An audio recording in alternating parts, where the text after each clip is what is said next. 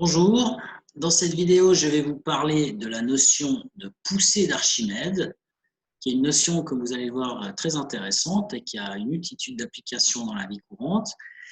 Ça se trouve dans votre cours dès la page 10 et ce que je vais voir avec vous aujourd'hui, c'est tout le contenu de la page 10 ainsi que la page 11 et puis même 12 et je pense que je vais m'arrêter au milieu de la page 13, un peu plus que le milieu en fait, je vais aller jusqu'ici, je pense, voilà, disons jusque là, voilà, page 13. Alors, la poussée d'Archimède, je pourrais vous introduire la notion de poussée d'Archimède, vous expliquer ce que c'est et puis vous donner la formule pour la calculer, et puis on s'arrête là, mais je trouve que c'est quand même intéressant de faire disons, un développement au moins partiel de la formule qui permet de calculer la poussée d'Archimède pour que vous puissiez comprendre finalement quelle est l'origine de cette force. C'est une force en réalité, la poussée d'Archimède. Alors pour vous faire comprendre ça, je vous propose de considérer une situation qui est présentée dans la figure que vous avez ici, c'est-à-dire qu'on va considérer un objet en forme de cylindre dont on connaît les dimensions, on sait qu'il a une base de surface S, la base d'un cylindre c'est une base en forme de cercle, donc la surface S elle est ici, et puis il a une hauteur qu'on va appeler grand H, donc c'est la hauteur ici grand H, que j'ai représentée ici. Et donc, ce cylindre, on imagine qu'il est complètement, entièrement plongé dans un fluide, c'est-à-dire un liquide ou un gaz, dans un fluide à une certaine profondeur qu'on appelle petit h. Donc ici, ce qu'il faut imaginer, c'est que cette espèce de cube là que j'ai dessiné, tout ça, c'est par exemple une piscine, admettons, qui contient, donc c'est par exemple de l'eau, admettons, tout ça, donc je ne vais pas tout dessiner, mais juste le bord ici. Admettons que tout ça, ce soit de l'eau, mais ça marcherait aussi avec du gaz ou avec n'importe quel autre liquide en réalité. Et donc, ce qui est important, c'est que ce cylindre, il est complètement immergé, plongé à l'intérieur de ce fluide, et ceci même à une certaine profondeur, c'est-à-dire que le haut du cylindre, qu'on peut voir ici, peut-être que si je prends une autre couleur, on voit mieux, le haut du cylindre ici, il se trouve à une hauteur h, une profondeur h du haut du fluide. Alors, ce qu'il faut savoir, c'est que quand vous plongez un objet dans un fluide, cet objet, il prend la place du fluide. C'est-à-dire que s'il n'y avait que de l'eau là-dedans, puis qu'on met le cylindre dans de l'eau, eh bien le cylindre, il prend la place de l'eau. Donc l'eau, qu'est-ce qu'elle veut? Elle veut en fait récupérer sa place. Donc l'eau, elle exerce une pression sur toutes les faces de l'objet. Donc je dis l'eau, mais en réalité, c'est le fluide. Donc le fluide, il exerce des forces partout, ici, sur les côtés, ici, là en bas, là en haut, là en dessous, partout, pour reprendre sa place. Il exerce des pressions partout. Alors, ces pressions, il y en a certaines qui se compensent parmi. Parce que j'ai choisi de faire l'exemple avec un cylindre, et le cylindre, il a une forme symétrique quand même, donc par symétrie, les forces qui agissent ici vont compenser les forces ou vont être compensées par les forces qui agissent exactement de l'autre côté, de manière symétrique. De même, cette force-là, elle compense celle-ci. Et ceci partout, sur les côtés, donc sur les côtés enfin il n'y a pas vraiment de côté, mais sur la surface latérale, on va dire, du cylindre. Vous pouvez vous convaincre de cette situation vous-même quand vous allez par exemple à la piscine. Vous n'êtes pas un cylindre, mais quand vous vous mettez dans l'eau, eh bien, s'il n'y a pas de courant d'eau, si c'est vraiment une piscine, je ne parle pas évidemment de la mer, eh bien, vous n'allez pas dériver ni à gauche ni à droite. Parce que justement, les pressions qui agissent par exemple sur votre ventre, vont compenser les pressions qui agissent sur votre dos. Donc, tout ça se compense de part et d'autre par symétrie. Et donc, ces forces-là de pression, eh bien, elles ne vont pas intervenir dans le bilan des forces, c'est-à-dire dans la somme des forces qui agissent sur l'objet en question. Par contre, il n'en est pas de même pour les forces qui agissent sur les faces du haut et du bas. Alors effectivement, c'est ce que j'ai écrit au transparent suivant. Les pressions exercées sur les faces supérieures, c'est-à-dire celle-ci, voilà, sur celle-ci, face supérieure, et sur la face aussi intérieure, donc celle-là, eh bien, les pressions ne sont pas les mêmes. Ici, vous voyez, je les ai dessinées avec des flèches bleues, les deux, mais les deux flèches ne sont pas de la même taille. Donc, ça veut dire que ça sous-entend que les pressions ne sont pas les mêmes. Donc, ici, après, ce qu'on voit, c'est que la pression inférieure, sur la face inférieure, elle a l'air plus grande que la pression sur la surface supérieure. Comment est-ce qu'on peut se convaincre de ça? Nous, on sait que la pression dans un fluide, elle est donnée par la masse volumique du fluide fois G fois H. H, c'est la profondeur. Donc, plus la profondeur augmente, plus la pression augmente. Alors, en réalité, le fluide qui est ici appuie contre en bas, ici, et donc, ça se transmet de cette manière-là. C'est pour ça que ça appuie sur la face de cette manière-là. Et puis en dessus, ça appuie de manière directe. C'est ce que je vous disais tout à l'heure. L'eau, elle a tendance à reprendre, si c'est de l'eau, à reprendre sa place. Donc, elle appuie là en dessous, et donc ça appuie sur la face inférieure. Et comme la face inférieure, elle est plus profonde que la face supérieure, et que la pression augmente avec la profondeur, normalement, la pression au fond est plus grande que la pression en haut. Alors, ce que je vous propose maintenant, c'est de la calculer. Cette pression, d'abord, calculons la pression qui s'exerce sur la face supérieure. La face supérieure, on a dit tout à l'heure, elle se trouve à une profondeur petit h. Donc, qu'est-ce qui va s'exercer sur cette face supérieure? Eh bien, il va s'exercer la pression atmosphérique qui s'exerce à la surface ici, plus la pression du fluide qui est due à la hauteur h. Et cette pression du fluide, c'est la masse volumique du fluide fois G fois H. Donc, on a cette expression-là pour la pression qui s'exerce sur la face supérieure. Maintenant, faisons un calcul pour déterminer la pression qui s'exerce sur la surface inférieure. Ceci a été fait en dessous au transparent suivant. Alors, la face inférieure, elle se trouve à une profondeur plus élevée. Elle se trouve à une profondeur qui est égale à petit h plus grand H. Donc, il y aura la pression atmosphérique qui va agir déjà, la pression de l'air en dessus, plus toute la pression ici qui aura tendance à pousser sur la surface inférieure. Et cette pression du liquide, eh bien, elle est donnée par cette formule. Rho j'ai dit liquide, mais c'est fluide, rho du fluide, la masse volumique du fluide, fois G, fois la hauteur totale, qui est donc petit h, plus cette fois grand H.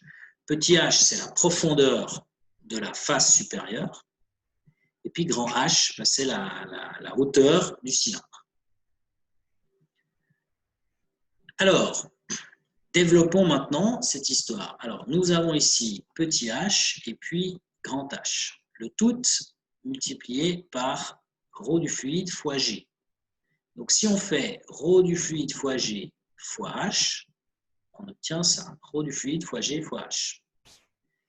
Donc là, on a développé cette parenthèse. Et puis maintenant, comme le rho du fluide fois G, il est en évidence, il faut aussi le multiplier par le grand H. Et donc, on additionne encore ce terme, rho du fluide fois G fois grand H. Et puis, bien sûr, on n'oublie pas la pression atmosphérique. Donc, on obtient une somme de 3 termes en réalité ici. Et dans ces 3 termes, on reconnaît ici, ça, c'est la pression qui s'exerce sur la face supérieure. Alors là, on ne voit plus grand-chose, donc je vous le réécris proprement. La pression atmosphérique plus rho du fluide fois G fois petit h, c'est la pression qui s'exerce sur la surface supérieure qu'on a calculée tout à l'heure. Je vous remontre ça. La pression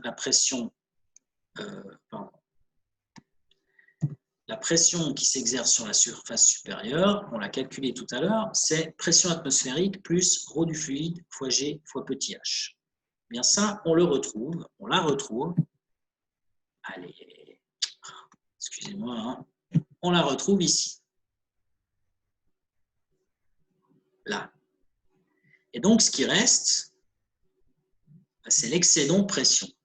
Donc, en définitive, la pression sur la surface inférieure, c'est-à-dire celle-ci, je vous avais dit avant qu'elle était plus grande, eh bien, elle est plus grande parce qu'elle est égale à la pression qui s'exerce sur le dessus, plus toute la partie du fluide ici, qui correspond, plus la pression du fluide qui correspond à la hauteur H du cylindre.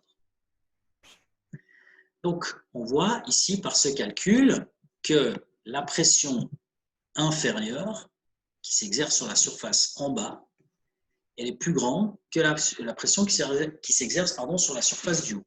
Donc, on a une différence de pression entre les deux faces, en haut et en bas.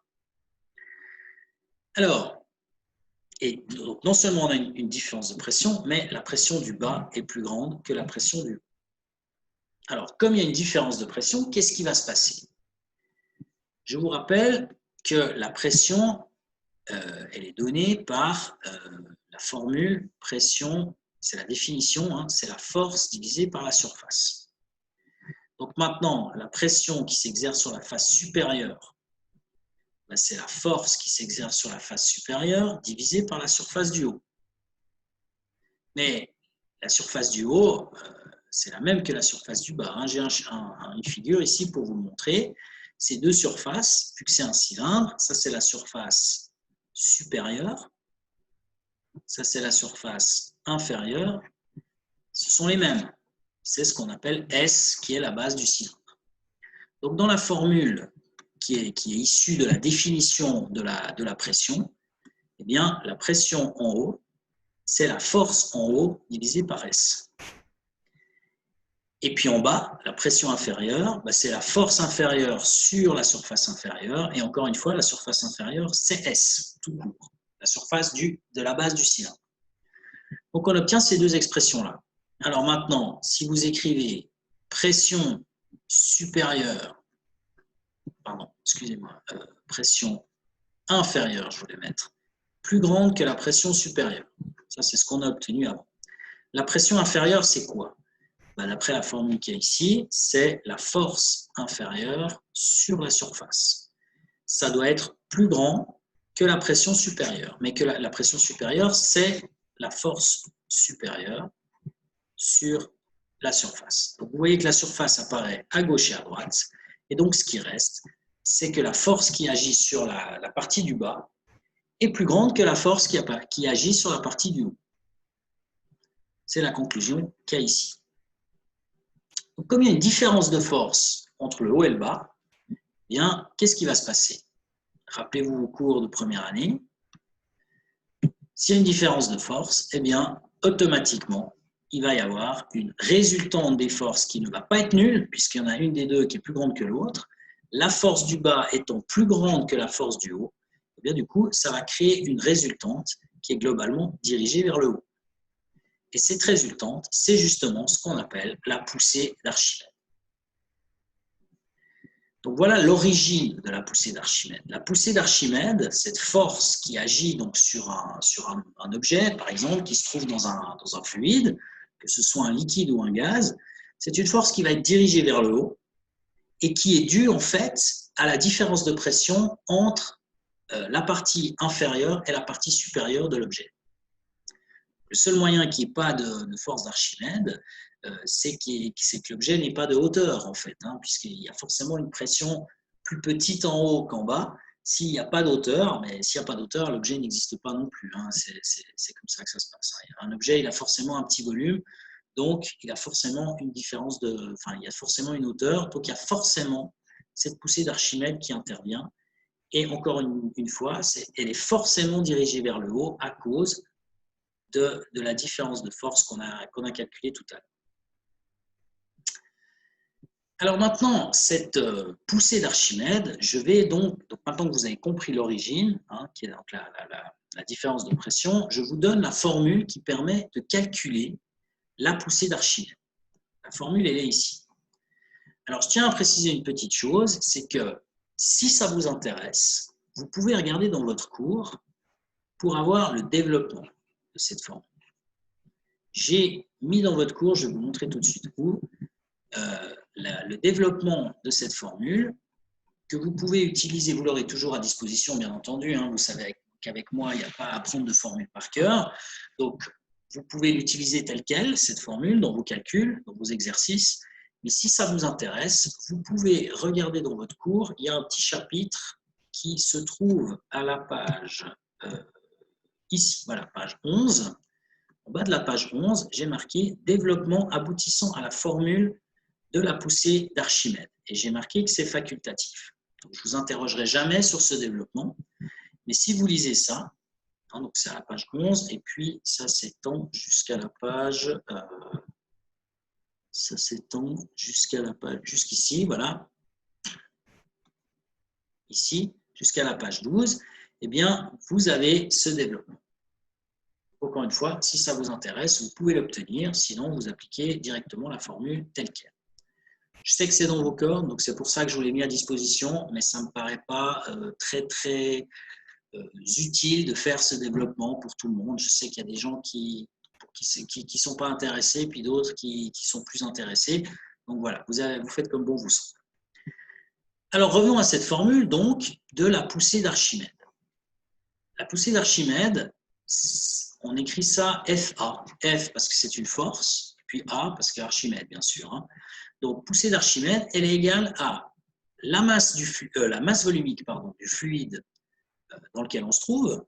Donc ici, dans notre exemple, ce serait la masse volumique du fluide qu'il y a autour du cylindre. Hein, ici, ce serait ça, la masse volumique du fluide. Hein, ici, ce serait donc tout ce qu'il y a dans cette espèce de cube là que j'ai dessiné, hein, ici. Donc, ça peut être de l'eau, ça peut être de l'air, ça peut être n'importe quoi, un fluide quelconque.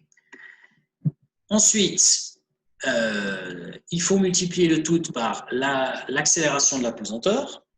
Donc, en principe, la poussée d'Archimède, ça se calcule à la surface de la Terre. Hein. Donc, en général, on utilise l'accélération de la pesanteur sur Terre, c'est-à-dire donc G égale 9,81 Newton par kilo. Et puis, très important, donc je retourne ça en vert et puis ça en rouge, hein, la poussée d'Archimède ici, envers la masse volumique du fluide. Et donc, disais-je, très important, le dernier terme, volume immergé. Alors, le volume immergé, c'est donc, qu'est-ce que c'est en fait? C'est le volume qui est immergé dans le fluide.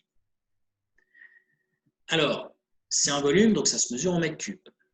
Pour être cohérent avec l'unité de la masse volumique, hein, bien sûr, et aussi de G, hein, en fait. Mais disons surtout de la masse volumique. Donc, on est obligé d'avoir un volume immergé en mètres cubes. Alors, qu'est-ce que c'est que ce volume immergé? Eh bien, si le corps en question, l'objet, mon cylindre par exemple, hein, mais ça peut être vous aussi hein, quand vous allez à la piscine, si le corps il est entièrement immergé, c'est-à-dire complètement dans le fluide, alors à ce moment-là, le volume immergé, qu'on appelle Vim dans la formule, c'est le volume entier du corps. Mais si par contre, le corps n'est pas entièrement immergé, par exemple, je sais pas moi, un bout de bois, une planche qui flotte sur l'eau, ou vous-même, hein, vous êtes dans une piscine, vous avez votre fond, vous avez de l'eau jusqu'au cou par exemple, bah, votre tête elle est en dehors de l'eau. Donc là, à ce moment-là, le corps il est partiellement immergé. Dans ce cas-là, le volume immergé, c'est le volume qui se trouve sous la surface du fluide. Donc si vous avez un objet que je dessine en vert ici, cet objet-là, eh bien, la partie qui est immergée, c'est la partie que je vais dessiner en rouge. C'est uniquement cette partie là en dessous. Donc c'est ça. Considère comme étant le volume immergé. Donc, ce ne sera pas le volume total. Le volume immergé, dans ce cas-là, il sera plus petit que le volume total. Si le corps est donc partiellement immergé, c'est-à-dire qu'en général, il flotte. Alors, continuons. Ou plutôt, revenons juste à la formule, disons, de la poussée d'Archimède. La formule, ici, de la poussée d'Archimède, en fait, Archimède, quand il a énoncé la notion, le concept de poussée d'Archimède, eh bien, il a énoncé ça de manière un peu analogue à la phrase que vous avez ici, que je vais lire. La poussée d'Archimède s'exerçant sur un corps immergé dans un fluide est égal au poids du fluide déplacé par le corps.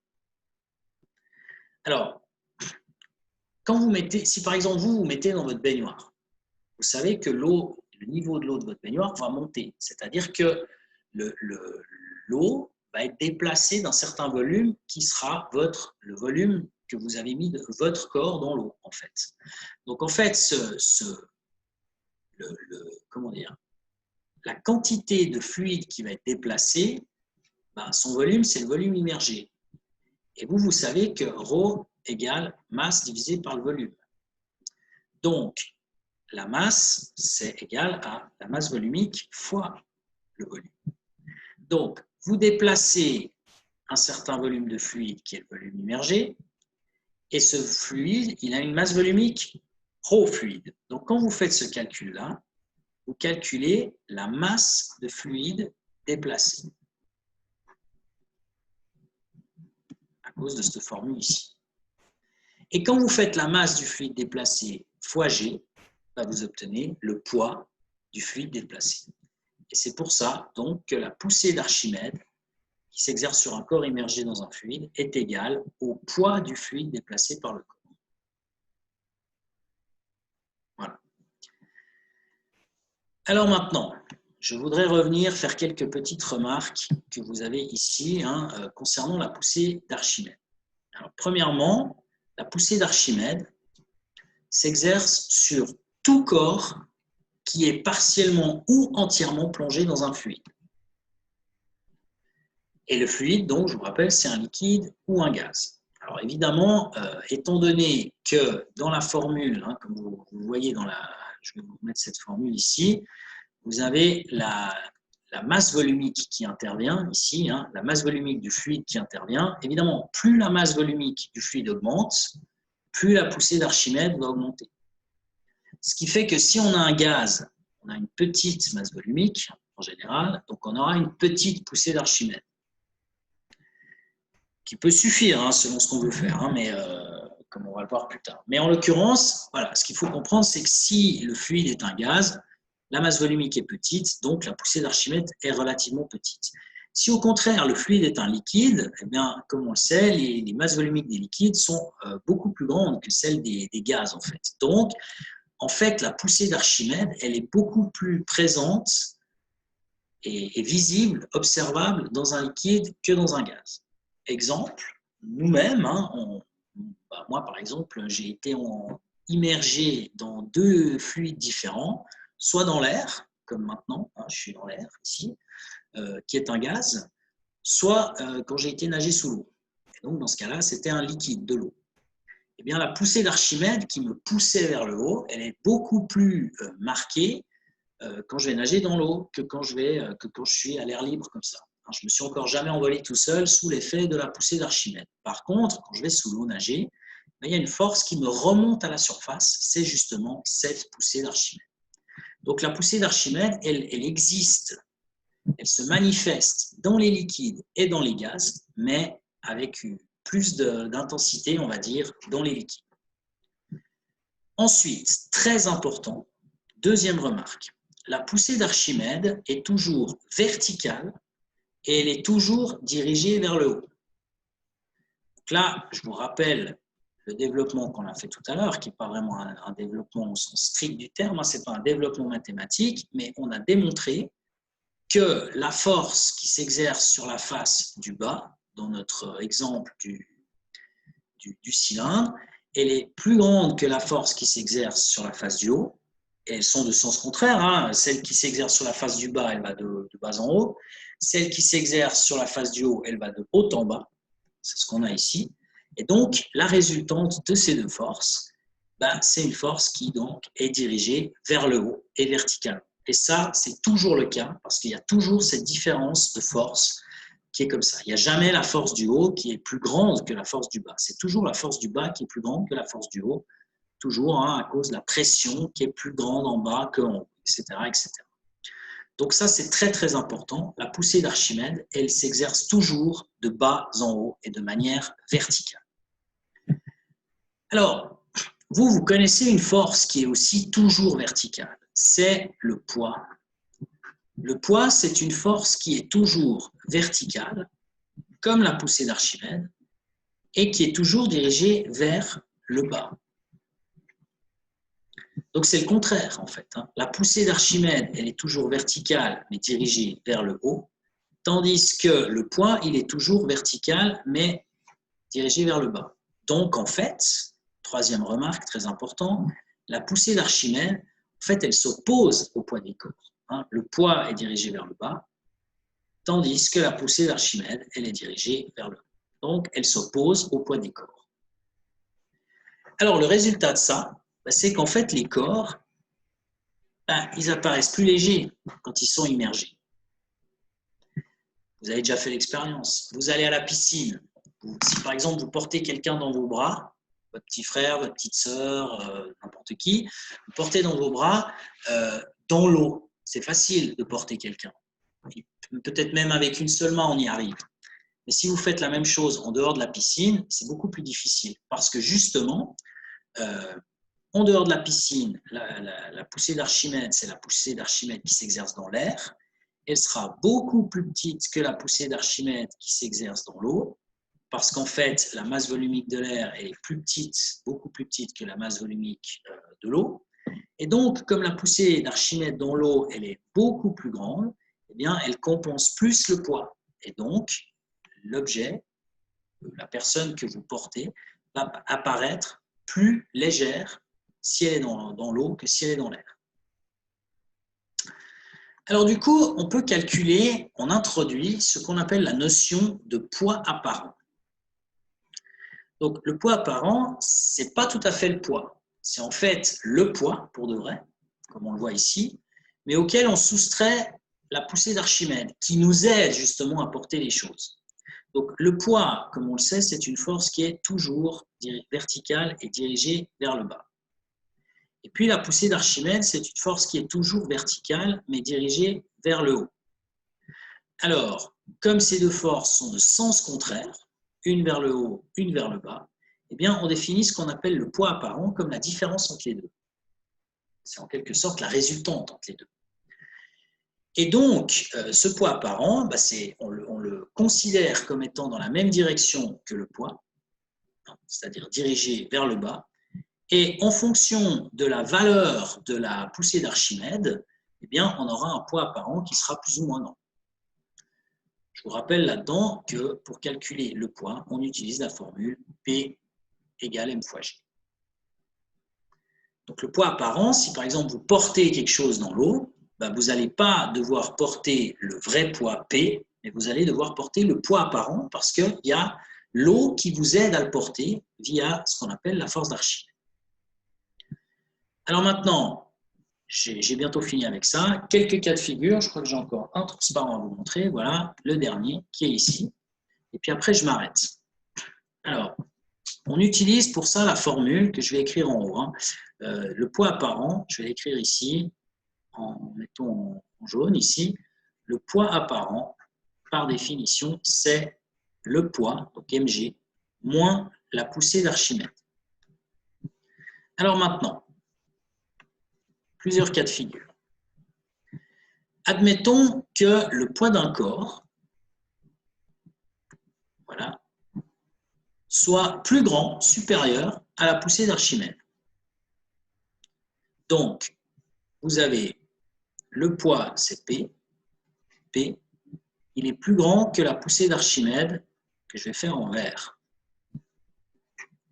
Donc maintenant, le poids apparent qui est égal à la différence entre le poids P et la poussée d'Archimède, eh bien, si le poids est plus grand que la poussée d'Archimède, on obtient un résultat qui est supérieur à 0, ici, qui est plus grand que 0. Donc, si le poids apparent est plus grand que 0, ça veut dire que quand même, il y a un poids qui est dirigé vers le bas.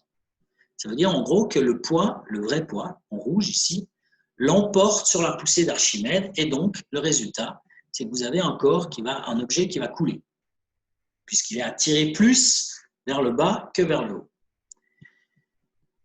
Maintenant, le contraire. Si le poids, toujours, cette fois, est inférieur ou égal à la poussée d'Archimède, qu'est-ce qui va se passer? Alors, considérons qu'il est inférieur. Imaginons donc que P est strictement plus petit que la poussée d'Archimède. Donc, ça veut dire en fait que vous avez un objet, que je vais dessiner en jaune ici, hein, vous avez un objet ici, qui subit deux forces, une qui est dirigée vers le bas, qui est le poids, et ce poids, je vous le dis ici, dans ce cas de figure, il est plus petit que la poussée d'Archimède. Donc, ça veut dire que globalement, ça pousse plus vers le haut que vers le bas. Donc, dans ce cas-là, votre objet, il aura tendance à remonter. Si vous faites le calcul, de la poussée, pardon, du poids apparent, si le poids est plus petit que la poussée d'Archimède, le poids apparent étant égal à P moins FA, vous allez donc avoir P qui est plus petit que FA. Donc, en fait, vous obtiendrez un poids apparent qui est plus petit que 0. Si le poids apparent est plus petit que 0, que va faire l'objet? Ça veut dire qu'il subit une force globalement dirigée vers le haut. Donc, l'objet il va remonter à la surface. Donc ça, c'est par exemple, prenez un bout de bois, vous le mettez sous l'eau, puis vous le lâchez. Que fait le bout de bois? Il remonte à la surface. Et puis maintenant, il y a le cas de figure, le dernier qui reste, le cas de figure qui finalement est compris avec cette deuxième partie ici, c'est le cas de figure où vous avez le poids apparent, qui est égal à la poussée d'Archimède. Donc, ça veut dire quoi ça? Ça veut dire que vous avez un objet, puis que cet objet il subit une force dirigée vers le bas, qui est son poids, mais il subit aussi une force qui est dirigée vers le haut, et cette force, elle a la même intensité. Donc, ça veut dire qu'en gros, ça tire autant vers le bas que vers le haut pour lui. Donc, qu'est-ce qui va se passer? Eh bien, la résultante des forces, c'est-à-dire le poids apparent, en fait, qui est égal à P moins FA. Si P égale FA, eh bien, le poids apparent va être égal à 0. Et donc, qu'est-ce qui va se passer? C'est comme s'il n'avait pas de poids, qu'il était en apesanteur. Donc, en fait, il ne va ni monter, ni descendre. Il ne peut pas monter parce que les deux forces sont les mêmes. Il ne peut pas descendre pour exactement la même raison. Donc, s'il ne monte pas et qu'il ne descend pas, eh bien, du coup, il va rester sur place. Donc, on va mettre « reste sur place ». Alors, sachez que ce cas de figure-là, dans la nature, il existe assez rarement, en fait. Quand est-ce qu'il existe? Quand il y a un objet qui flotte. Quand il y a un objet qui flotte à la surface de l'eau, là, effectivement, il ne va pas ni monter ni descendre. Il reste à la surface de l'eau. Donc, quand un objet flotte à la surface de l'eau, comme par exemple le bout de bois dont je parlais tout à l'heure, quand vous le lâchez sous l'eau, il remonte, puis quand il arrive à la surface de l'eau, il arrête de monter. Il ne va pas s'envoler dans les airs. Il reste à la surface parce qu'à ce moment-là, son poids apparent est égal à 0. Donc, on peut grouper, c'est ce que j'ai fait ici, le cas de figure où le poids est plus petit ou égal à la force d'Archimède. Dans ce cas-là, le poids apparent sera plus petit ou égal à 0. Et ce qu'on peut dire, c'est que dans ce cas-là, le corps ne coule pas. Si c'est plus petit que 0, il remonte. Si c'est égal à 0, il reste sur place. Donc, le plus souvent dans la nature, à la surface de l'eau, c'est assez rare que ça reste en équilibre au fond de l'eau, en fait, mais ça peut arriver quand même. Voilà ce que je voulais vous dire aujourd'hui. Je crois que j'ai fini. Ouais, pour le reste, on verra une autre fois. Donc, voilà ce que je voulais vous dire, effectivement, aujourd'hui, concernant la poussée d'Archimède. Donc, si on récapitule un petit peu tout ce qu'on a vu, vite fait. Tout d'abord, je vous ai parlé de l'origine de la poussée d'Archimède en vous présentant un exemple avec un cylindre, parce qu'un cylindre, ça a une forme symétrique, donc les raisonnements étaient plus simples, mais en réalité, ça existe, ça se manifeste de manière complètement identique avec n'importe quel objet, qu'il soit cylindrique, cubique ou n'importe quelle forme. C'est exactement le même genre de principe. Quel est le principe? C'est que la pression augmente avec la profondeur. Donc la pression qui s'exerce plutôt sur le bas de l'objet, en direction du haut, est plus grande que la pression qui s'exerce sur le haut de l'objet en direction du bas. Et donc, comme il y a une différence de pression, il va y avoir aussi une différence de force entre le haut et le bas. Et cette différence de force, elle va produire une poussée d'Archimède qui est donc toujours dirigée verticalement vers le haut. Cette poussée d'Archimède, on peut la calculer grâce à cette formule. Force d'Archimède égale la masse volumique du fluide fois G fois le volume immergé. le volume de l'objet qui est immergé. Dans les calculs, vous pouvez utiliser évidemment cette formule telle qu'elle, mais faites attention aux unités, force en newton, masse volumique en kilo par mètre cube, G en newton par kilo ou en mètre par seconde au carré, c'est la même chose, et surtout le volume en mètre cube, bien entendu, toujours. Je vous ai fait quelques remarques, dont la plus importante était que la poussée d'Archimède est toujours verticale et dirigée vers le haut, contrairement au poids qui est toujours vertical et dirigé vers le bas. Du coup, ces deux forces s'opposent et on définit ce qu'on appelle le poids apparent comme étant la différence entre le vrai poids et la poussée d'Archimède qui atténue en quelque sorte ce poids. Et donc les conclusions qui allaient avec, c'est-à-dire que si le poids, le vrai poids, est plus grand que la poussée d'Archimède, alors ça veut dire que le poids apparent est plus grand que 0 et alors l'objet coule. Si au contraire le poids est plus petit ou égal à la poussée d'Archimède, alors dans ce cas-là, le poids apparent va être plus petit ou égal à 0 et l'objet ne va pas couler. Donc s'il ne coule pas, soit il reste à stagner à une même altitude, soit il remonte à la surface. Voilà pour ce très rapide résumé concernant la poussée d'Archimède.